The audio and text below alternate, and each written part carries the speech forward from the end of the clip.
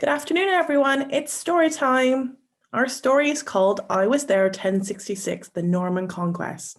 Today we're going to be reading chapter 2. Now, chapter 2 is quite a long chapter, so I'm going to split it into 2 days. Right, let's get started. Chapter 2. After the battle, we buried our own dead, but left the dead Vikings to the crows. That evening, we sat by the fires and listened to the soldiers telling tales of the battle. My father told me that the Vikings who lived had been allowed to take their boats and return to Norway, but only after the 2 sons of King Harald Hardrada, Olaf and Paul, who had survived the battle, had sworn an oath to King Harald not to attack England again. But the danger is not yet over, Edwin, my father said, his tone serious. There will be a much bigger battle to come against the Normans and Duke William. I often feel these are confusing times. As long as I can remember, we seem to be in a state of war with someone. My friend Osric understands these things, the politics, better than I do. Osric and I have been friends ever since we were 5 years old. Our father's estates in Kent are next to one another. Our house, Wolf Court, is at Sevenoaks, and Osric, whose father is Lord Bain, lives at Bain Hall, at Otford, just 2 miles away. When we were very small, we had tutors come to teach us at our homes. But as soon as we turned 5, we were sent to be taught by the monks at the monastery in Sevenoaks. For me, it was just a short ride away. Osric was brought by cart at first, driven by a house servant. But he insisted on being able to ride his own horse, and soon he would arrive each morning at the monastery on horseback, just like me. We each had a servant to ride with as protection, because, as son of the lords, we were always in danger that we might be taken prisoner and held for ransom. One day was split in 2. In the morning, we had our lessons with the monks, and then in the afternoon, we returned to our homes for sword and shield training, as well as archery. We were being taught to read and write, but we were also being trained to be good fighters, like our fathers. As trainee warriors, we first learned our duties by being pages for our fathers, looking after their weapons, and at the same time, we learned to use weapons of our own. I must say, the business of learning to be a warrior was more interesting than our studies.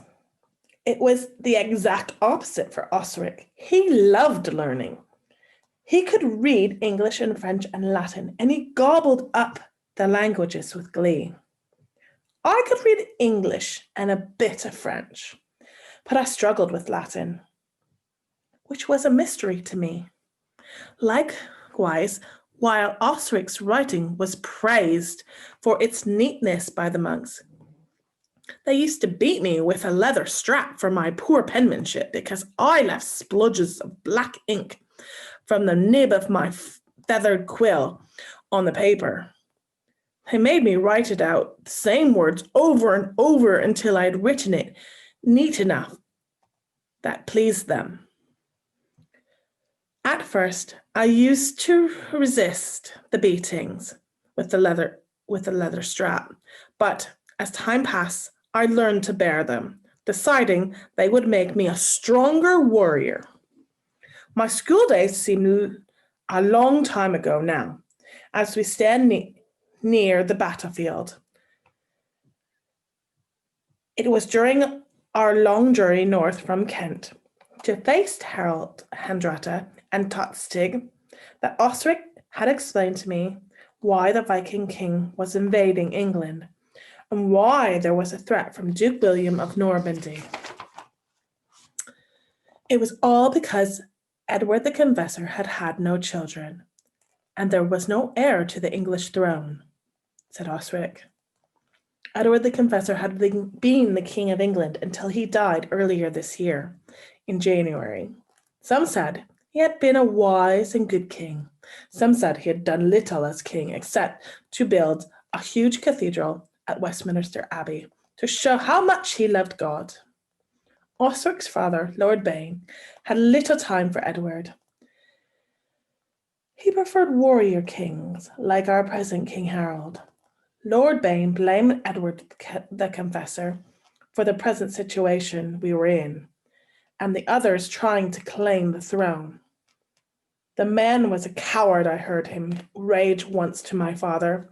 He tried to keep peace by promising everyone they could have the throne when he died. Hush, Bain, continued my father. He was our king. It does not do to speak ill of royalty. I speak as I see it, shouted Lord Bain. He kept the peace during his reign, continued my father.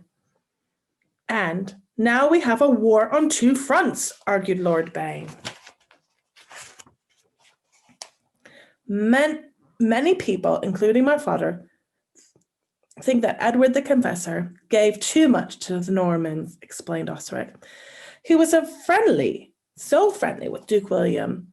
He appointed a Norman as archbishop, and many of the monks and priests in our churches were from Normandy.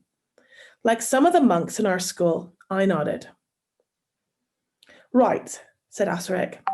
And if you remember, about 15 years ago, Edward the Confessor and Edward Harold's father, Earl Godwin, were at war with one another. I don't remember, I told him, smiling. I wasn't born at that time, and neither were you. Yes, but I remember what people tell me about our history, said Osric. It's important if we are to understand why things are the way they are. All right, everybody, that's the end of the reading for today.